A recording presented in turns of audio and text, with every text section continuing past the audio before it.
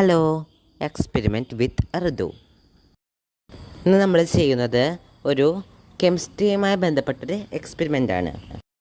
ഇതിന് വേണ്ട സാമഗ്രികൾ ശംഖുപുഷ്പം കൊണ്ടുണ്ടാക്കിയ ചായ, തേൻ, നാരങ്ങ എന്നിവയാണ്.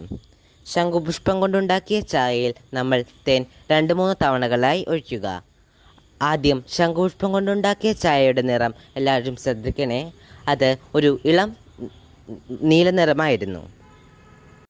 കൂടാതെ ഒരു കാര്യം കൂടി പറയാനുണ്ട്. ഈ ചായ ഉണ്ടാക്കുന്നതിനായി നാം ഉപയോഗിക്കേണ്ടത് നീല ശംഖുപുഷ്പമാണ്. എന്നാലേ ആ നിറം വരികയുള്ളൂ. നമ്മൾ അതിനുശേഷം നന്നായി ഈ മിശ്രിതം ഇളക്കുക. ഞാൻ വീണ്ടും തേനൊഴിക്കുന്നുണ്ട്. എന്നാലേ നമുക്ക് ആ മാജിക് ശരിക്കും കാണാൻ പറ്റുകയുള്ളൂ. ഈ ചായ ഉണ്ടാക്കുന്ന വീഡിയോ ഞാൻ ഒരു ചെറിയ ഷോർട്സായി ഇടാമേ. അങ്ങനെ ഈ മിശ്രിതം നമ്മൾ നന്നായി ഇളക്കുക. അതിനുശേഷം മുറിച്ച നാരങ്ങ അതിലേക്ക് പല തവണകളായി ഒഴിച്ചുകൊണ്ടിരിക്കുക. ഇടയ്ക്ക് ഇളക്കുകയും വേണം. എന്നാലേ ആ മാജിക് ശരിക്കും നിങ്ങൾക്ക് മനസ്സിലാവുകയുള്ളൂ. നോക്കൂ, ആ നാരങ്ങ ഒഴിച്ചപ്പോൾ തന്നെ ഉണ്ടായ രാസപ്രവർത്തനങ്ങൾ കൊണ്ടുണ്ടായ മാറ്റം. പതിയെ പതിയെ ആ നീല നിറം മജന്തയാകുന്നത് നമുക്ക് കാണാൻ സാധിക്കും.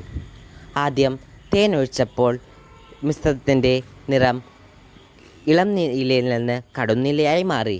ഇപ്പോൾ കടും നീലയിൽ നിന്ന് മജന്തയായും. ഇവിടെ നടക്കുന്നത് ഒരു രാസപ്രവർത്തനമാണ്. ഇതിന് കാരണം ഈ ശംഖുപുഷ്പത്തിൽ ആന്തോസയാസിൻ ഉണ്ട്. അത് ആസിഡുമായി, അതായത് നാരങ്ങയിലെ ആസിഡുമായി പ്രവർത്തിക്കുമ്പോഴാണ് ഈ കളർ ഉണ്ടാകുന്നത്. ഇവിടെ pH ലെവലിൻ്റെ മാറ്റമുണ്ടാകുന്നു. Thank you. ഇനിയും അടുത്ത വീഡിയോകളായി വരാം. എല്ലാവരും സബ്സ്ക്രൈബ് ചെയ്യണേ.